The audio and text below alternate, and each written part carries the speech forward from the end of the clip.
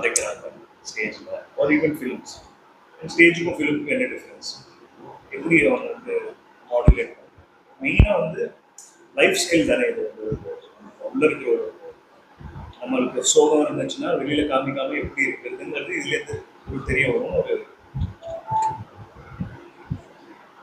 அவர் doctor, இவர் வந்து ID. நானும் டாக்டர் கார்பரேட்.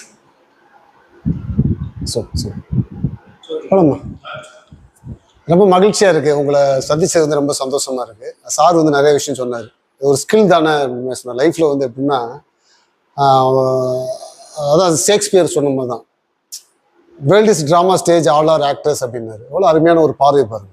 அது வந்து அவேர்னஸ். அது அவேர்னஸில் வந்து பார்க்கும்போது அவருக்கு தெரியுது இல்லையா. அது ரொம்ப ரொம்ப லைஃப்பில் வந்து ரொம்ப யூஸ்ஃபுல்லான விஷயம். ஆக்டிங் வந்து ஒரு சினிமாவுக்காக அதுக்காகலாம் இல்லை, வாழ்வியலுக்கான ஒரு ப்ராக்டிஸ் தான். அது லைஃப்பில் எப்படி ஹேண்டில் பண்ணுறது, எல்லாரையும் எப்படி ட்ராவல் பண்ணுறது அப்படின்றது தான். ஆனால் ஒருத்தருக்கு ஒருத்தரே நம்ம வந்து பார்த்தீங்கன்னா சீரியஸாகவே தான் இருக்கிறோம், மிங்கிளாக மாட்டேங்கிறோம். ஒரு பயம் இருக்குது, சைக்கலாஜிக்கலாக பயங்கரமான ஒரு பயம் இருக்குது. பட் ஆக்டிங்கில் உள்ளே போகும்போது எல்லாத்தையும் மறந்துட்டு நம்ம அதுக்குள்ள வந்து ஒரு செலிப்ரேஷனாக வந்து உள்ளே வந்து பயணிக்க ஆரம்பிக்கும். அது குழந்தைகள்கிட்ட நம்ம நிறையா கற்றுக்கலாம்.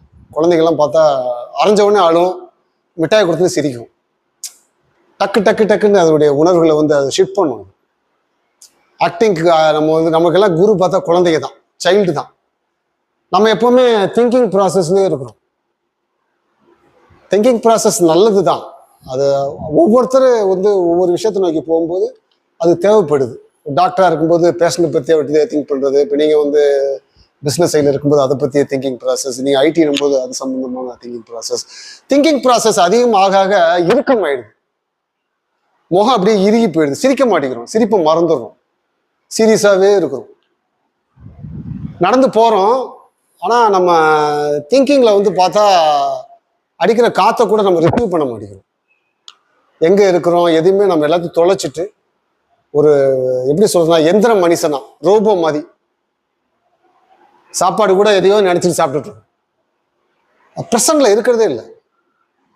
பட் ஒரு ஆக்டர் வந்து பிரசன்ட்ல இருந்தாதான் அவனால பிரசன்ட் பண்ண முடியும் ஒரு விஷயத்த. ரொம்ப முக்கியம் அது.